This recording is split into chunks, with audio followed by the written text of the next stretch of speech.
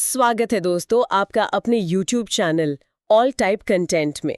आज के इस वीडियो में हम एक ऐसे टॉपिक पर बात करने जा रहे हैं जो सिर्फ इम्पोर्टेंट नहीं बल्कि बहुत ज्ञानवर्धक है। इस वीडियो को ध्यान से देखना क्योंकि इस वीडियो के साथ जानकारी और गहरी होती जाएगी। और सच कहूं तो आज का टॉपिक बहुत ही बहुत ही सेंसिटिव है। बिल्कुल।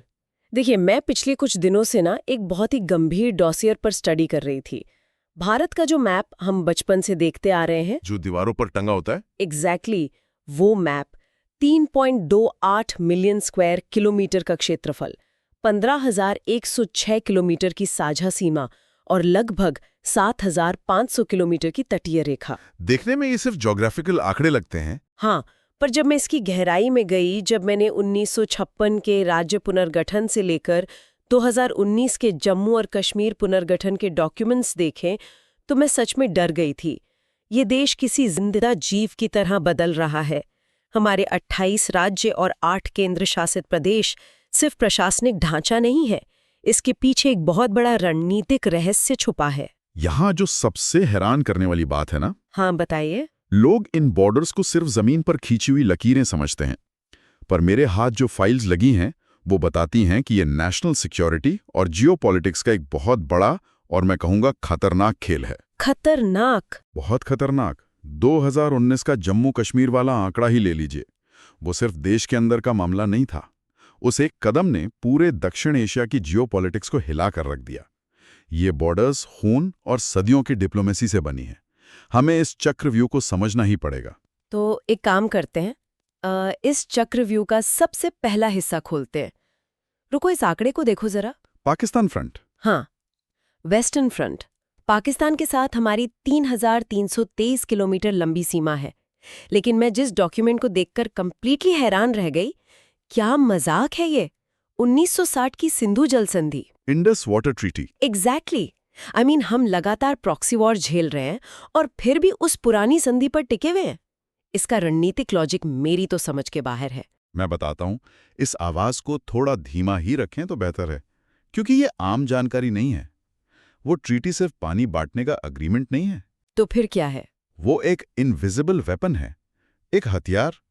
देखिए, संधि के तहत भारत के पास पूर्वी नदियों रावी, ब्यास और सतलुज का अप्रतिबंधित उपयोग है।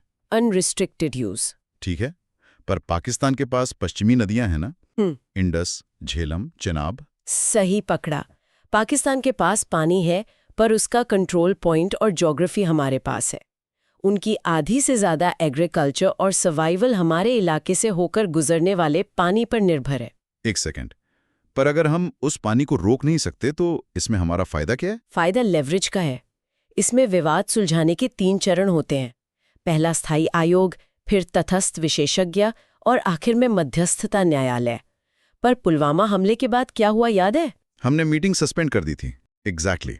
संधि का निलंबन एक तरह से शुरू हो गया और हमने तुरंत पश्चिमी नदियों पर नए हाइड्रो इलेक्ट्रिक प्रोजेक्ट्स, किसान गंगा प्रोजेक्ट, हाँ, किसान गंगा और राटले, हम पानी के बहाव को रेगुलेट करने का इंफ्रास्ट्रक्चर तेजी से बना रहे हैं। ये कंट्रोल न्यू दिल्ली को एक साइकोलॉजिकल एडवांटेज देता है। ओ माय गॉड, ये पानी का खेल बिल्कुल एक साइलेंट वेपन की तरह चल रहा है। बिल्कुल। पर वेस्टर्न फ्रंट पर एक और आंकड़ा है जिसने मुझे बहुत कंफ्यूज किया।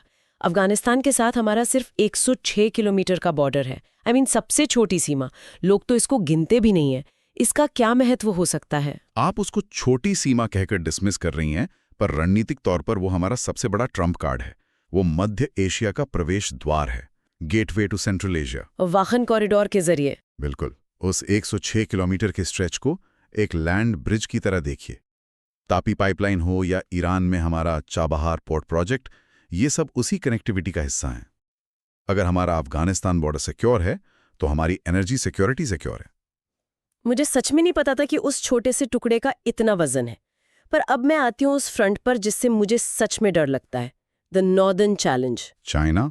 हाँ, 3,488 किलोमीटर का लंबा बॉर्डर, लद्दाख, हिमाचल, उत्तराखंड, सिक्किम और अरुणाचल तक। मैं ये सोच रही थी कि हम यहाँ गलवान और ढोकलम झेल रहे हैं और दूसरी तरफ उनके साथ हमारा ट्रेड इम्बैलेंस आसमान छू रहा है। Are you kidding me? एक देश अपने सबसे बड़े दुश्मन पर आर्थिक रूप से इतना निर्भर कैसे हो सकता है? क्योंकि ये एक मॉडर्न ग्रे जोन वॉर है। यहाँ सहयोग और प्रतिस्पर्धा, यानी कॉपरेशन और कंपटीशन एक ही वक्त पर चलते हैं। दोनों एक साथ। हाँ, एक तरफ हम हिमालयाज में इंफ्रास्ट्रक्चर रेस जीतने की कोशिश कर रहे हैं और दूसरी तरफ सप्लाई चेन्स आपस में जुड़ी हैं।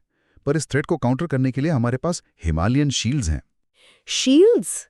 आप भूटान की बात कर रहे हैं क्या, जिसके साथ हमारी 699 किलोमीटर की सीमा है? सही जवाब। भूटान सिर्फ एक पड़ोसी नहीं है, वो एक बफर स्टेट है, हमारा सुरक्षा कवच, चाइना और हमारे बीच में। पर वो कवच काम कैसे करता है? इकोनॉमी से। भारत भूटान का सबसे बड़ा व्यापारिक भागीदार है। हम वहाँ बड़ी बड़ी जल विद्युत परियोजनाएं लगाते हैं, उनकी इकोनॉमी चलाते हैं।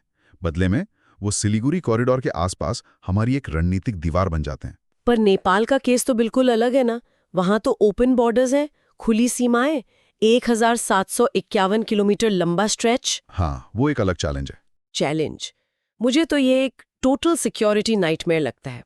हम लोग रोटी बेटी के रिश्ते और 1950 की शांति संधि के नाम पर इस खुली सीमा को इग्नोर कर देते हैं, पर वहां से स्मगलिंग, फेक करेंसी। मैं आपकी फ्रस्ट्रेशन समझ रहा हूँ। ओपन बॉर्डर रिस्क तो लाता है, पर उस रिस्क के पीछे का इनाम देखा है आपने? कैसा इनाम? उस देश के पास 42,000 मेगावाट की विशाल जल विद्युत क्षमता है, हाइड्रो पावर पोटेंशियल। 42,000? हाँ, चाइना उसमें घुसना चाहता है, पर हमारे ओपन बॉर्डर और कल्चरल कनेक्ट की वजह से हम उनके इंफ्रास्ट्रक्चर में डीपली एम्बेडेड हैं। ये खजाना है जिसे हम ब्लॉक नहीं कर सकते, हमें बस इसको केयरफुली मैनेज करना है। Okay, that makes sense. अब आते हैं इस नक्शे के सबसे चौंकाने वाले फैक्ट पर। मैंने जब ये रिपोर्ट देखी, मेरा दिमाग घूम गया। सबसे लंबी सीमा? हाँ, मुझे हमेशा लगता था कि सबसे बड़ा बॉर्डर चाइना या पाकिस्तान के साथ होगा, पर नहीं। हमारी सबसे लंबी स्थलीय सीमा बांग्लादेश के साथ है, 4096.60 किलोमीटर। एग्जैक्टली। और इसका इतिहास 1971 के मुक्ति संग्राम से जुड़ा है। पहले ये जमीन का टुकड़ा एनक्लेव्स और एक्सक्लेव्स की वजह से एक जियोपॉलिटिकल मैस था। राइट, हमारी जमीन उनकी तरफ, उनकी जमीन हमारी तरफ। हाँ, पर अब लैंड बाउंड्री एग्रीमेंट के बाद गेम पूरी तरह शिफ्ट हो गया है। अब वहां फोकस बॉर्डर विवाद पर नहीं, बल्कि रेल और सड़क कनेक्टिविटी पर है। तो मतलब हम पुराने दुश्मनों वाले जोन से निकलकर अब एक्ट ईस्ट पॉलिसी पर फोकस कर रहे हैं, जिसका प्रवेश द्वार म्यांमार है। ईस्टर्न गेटवे, सही कहा आपने। म्यांमार के साथ हमारी 1643 किलोमीटर की सीमा है, और यहाँ एक ऐसा प्रोजेक्ट है जो गेम चेंजर है। कलादन मल्टी मोडल प्रोजेक्ट। बिल्कुल। आप उसकी सिग्निफिकेंस जानती हैं? थोड़ा बहुत पढ़ा था कि वो हमारे नॉर्थ ईस्ट को डायरेक्टली समुद्र से जोड़ देगा, पर इसमें इतना रहस्यमयी क्या है? रहस्य ये है कि ये प्रोजेक्ट चिकन्स नेक को टोटली बाईपास कर देता है। ओ, सिलीगुड़ी कॉरिडोर, वो पतला सा रास्ता। एग्जैक्टली। अगर कल को दुश्मन उस 22 किलोमीटर के पतले रास्ते को काट दे तो हमारा पूरा नॉर्थ ईस्ट भारत से अलग हो जाएगा। पर कालाडान प्रोजेक्ट एक लैंड ब्रिज है। कोलकाता से सामान शिप से म्यांमार के सितवे पोर्ट जाएगा और वहां से डायरेक्टली मिजोरम। ये आसियान देशों के लिए हमारी सबसे बड़ी लाइफलाइन बनने वाली है। This is crazy. हम लोग हर कोने पर एक अलग ही चेस गेम खेल रहे हैं। जमीन तो हो गई, पर समुद्र के बारे में क्या? श्रीलंका और मालदीव्स जैसे मैरीटाइम पड़ोसियों का क्या रोल है? ये दोनों देशों को छोटा मत समझिएगा। श्रीलंका जो पाक जल डमरू मध्य से अलग होता है, और मालदीव्स जो अरब सागर में है, ये दोनों हिंद महासागर के सबसे बड़े चोक पॉइंट्स हैं। मतलब यहाँ से ट्रेड रूट्स गुजरते हैं। दुनिया भर का ऑयल और ट्रेड। जो सुपर पावर इन द्वीपों पर बैठता है, वो पूरे ओशन को कंट्रोल करता है। इसीलिए हमारी नेवल सिक्योरिटी इन्हीं द्वीप राष्ट्रों की स्टेबिलिटी पर निर्भर करती है। लेकिन इस पूरे सिस्टम को चाहे पश्चिम की नदियां हो, पूर्व के लैंड ब्रिजेस या दक्षिण के द्वीप, इसको एक्चुअली कंट्रोल कौन कर रहा है? दिल्ली में बैठकर इसको कौन मैनेज करता है? एक बेहद गुप्त और पावरफुल डिवीजन है। गृह मंत्रालय के अंदर 2004 में एक विभाग बना था, सीमा प्रबंधन विभाग, डिपार्टमेंट ऑफ बॉर्डर मैनेजमेंट। ये कारगिल युद्ध के रिव्यू के बाद बना था ना? हाँ, और उनकी टैक्टिक्स बहुत आक्रामक हैं। 3 चीजें करते हैं वो लोग मुख्य रूप से। क्या क्या? पहला, जहां घुसपैठ होती है वहां स्मार्ट फेंसिंग और फ्लड लाइटिंग। दूसरा, रणनीतिक पहुंच के लिए BRO यानी बॉर्डर रोड्स ऑर्गेनाइजेशन से पहाड़ों में तेजी से सड़क निर्माण। और तीसरा सबसे मॉडर्न तरीका है इंटीग्रेटेड चेकपोस्ट्स, ICPs। मतलब जहां ट्रेड और सिक्योरिटी एक ही जगह पर हैंडल हो। बिल्कुल, ताकि कॉमर्स तेजी से हो और दुश्मन अंदर ना आ सके। इस पूरी मास्टर प्लान को एक नाम दिया गया है, neighbourhood first policy. Neighbourhood first, तो इसका मुख्य उद्देश्य सिर्फ मिलिट्री डिफेंस नहीं है? नहीं, इसका उद्देश्य है आर्थिक एकीकरण यानी इकोनॉमिक इंटीग्रेशन के जरिए नेशनल सिक्योरिटी सुनिश्चित करना, ताकि दक्षिण एशिया में हमारी शांति और समृद्धि आपस में लॉक हो जाए। दोस्तों, इस डीप डाइव से मुझे तो एक बात शीशे की तरह साफ हो गई है कि हर बॉर्डर, हर ट्रीटी और हर एक नया रास्ता सिर्फ पेपर पर लिखी हुई लाइनें नहीं हैं। ये हमारी रोजमर्रा की सुरक्षा और आर्थिक उन्नति से सीधे जुड़ी हुई हैं।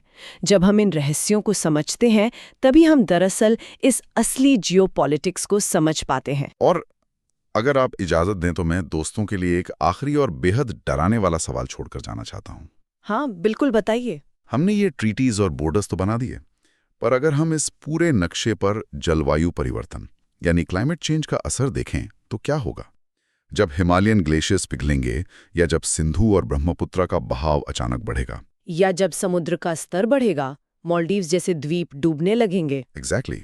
तब क्या ये सदियों पुरानी संधियां और सीमाएं उन भौगोलिक बदलावों का सामना कर पाएंगी? ये एक ऐसी चुनौती है जिसका जवाब अभी किसी फाइल में नहीं है, बल्कि आने वाला वक्त ही देगा। यदि हमारे द्वारा दी गई जानकारी पसंद आई हो तो हमारे चैनल को जरूर सब्सक्राइब करें। Thank you.